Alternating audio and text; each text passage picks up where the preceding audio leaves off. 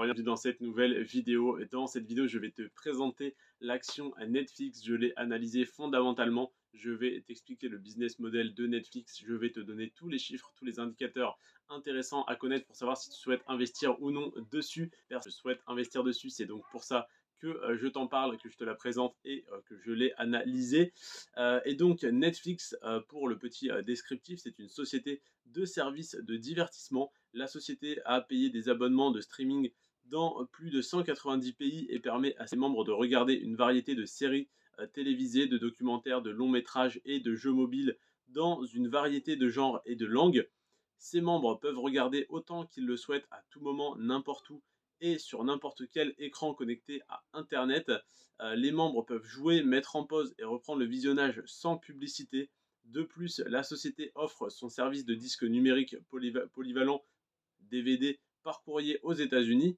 Il propose une variété de plans d'abonnement au streaming dont le prix varie selon les pays et les caractéristiques du plan. Le prix de ces plans varie de l'équivalent en dollars américains d'environ $, à 27 dollars par mois. Ses membres peuvent regarder du contenu en streaming via une multitude d'appareils connectés à Internet, notamment des téléviseurs, des lecteurs vidéo numériques, des décodeurs TV et des appareils mobiles. Elle acquiert, concède sous licence et produit du contenu, y compris des émissions originales. Pour la description de Netflix, pour ceux qui ne connaîtraient pas, je pense que tout le monde connaît, mais c'était pour remettre dans le contexte. Et maintenant, on va voir ensemble les chiffres autour de Netflix. Tout d'abord, sa capitalisation qui s'élève à 136 millions d'euros.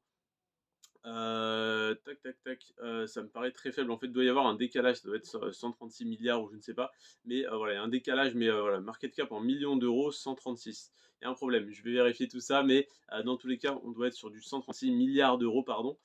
Et donc, au niveau du pourcentage d'augmentation du chiffre d'affaires, en moyenne sur les 4 dernières années, on a en moyenne 38% d'augmentation du chiffre d'affaires sur les 4 dernières années, donc chaque année sur les 4 dernières années, donc 38% par an d'augmentation du chiffre d'affaires, ce qui est énorme, mais ce qui n'est rien par rapport à l'augmentation du résultat net, ce qui est, je le rappelle, une très bonne nouvelle. Quand on a une plus forte augmentation du résultat net que du chiffre d'affaires, ça veut tout simplement dire que le résultat net est meilleur et donc que l'optimisation des coûts a été meilleure. Si on a fait seulement, entre guillemets, ce qui est très bien, hein, seulement 38% de chiffre d'affaires supplémentaire et qu'on a fait 204% de résultats nets supplémentaires, ça veut dire qu'on a beaucoup mieux optimisé les coûts, qu'on a eu beaucoup moins de dépenses et donc qu'on a eu plus de recettes, mais beaucoup plus encore d'optimisation des coûts.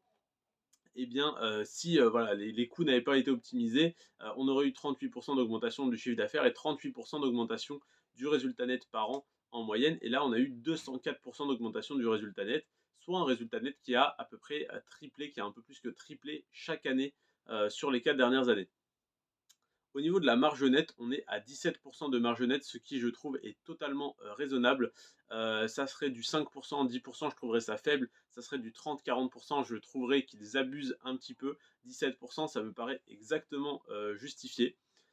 Au niveau du ROE, c'est le retour sur investissement des capitaux propres, on est très très bon, on est à 38%, ce qui signifie que pour 100 euros investis dans le business de Netflix, Netflix arrive à générer 38 euros supplémentaires, ce qui est un très très bon chiffre, pardon. Au niveau du ROA, le retour sur investissement des actifs, on est à 12% pardon, sur 42 milliards d'euros d'actifs, ce qui est un petit peu faible, mais ce qui n'est pas gênant en soi. Et par contre, c'est étonnant que Netflix, c'est entre guillemets, même si c'est très peu, 42 milliards, autant d'actifs pour les activités qu'ils exercent, qui est donc une plateforme de streaming. Au niveau de la croissance du cours de l'action de Netflix, on a une croissance énorme de 2205% sur les 10 dernières années. Autrement dit, pour 100 euros investis dans Netflix il y a 10 ans, tu aurais aujourd'hui 2305 euros, soit un fois 22. Et au niveau du PER, on a tout simplement un PER de 30 qui est un petit peu surévalué, mais à mon goût, à mon opinion, plutôt justifié, étant donné que voilà, Netflix, c'est comme Uber, c'est révolutionnaire. Donc, même si ils ont des pratiques un petit peu woke, un petit peu déviantes, je trouve que c'est pas une raison pour s'en écarter et que dans tous les cas, Netflix va rester le leader de ce secteur pendant très longtemps, je pense, même si Prime Video, Disney+, je ne sais quoi, essaye de concurrencer. Je pense que Netflix a une très grosse part de marché, une très grosse notoriété, évidemment, ça peut beaucoup plus facilement se faire détrôner que Google pourrait se faire détrôner par un autre moteur de recherche, ou que Microsoft, ou que Adobe, ou d'autres réseaux sociaux et voilà, plateformes. Mais Netflix, je pense, a quand même une base d'utilisateurs solide qui payent bien leur abonnement tous les mois. Il n'y a aucun problème à se faire pour Netflix, mais c'est un business évidemment plus fragile et plus récent, donc plus dangereux que Google ou que Amazon ou que encore euh, euh, Microsoft. Pardon, je l'avais plus en tête. Voilà donc pour les chiffres de Netflix. On a une entreprise qui est en croissance, qui optimise de mieux en mieux ses coûts, qui a une marge nette relativement intéressante, qui reste raisonnable.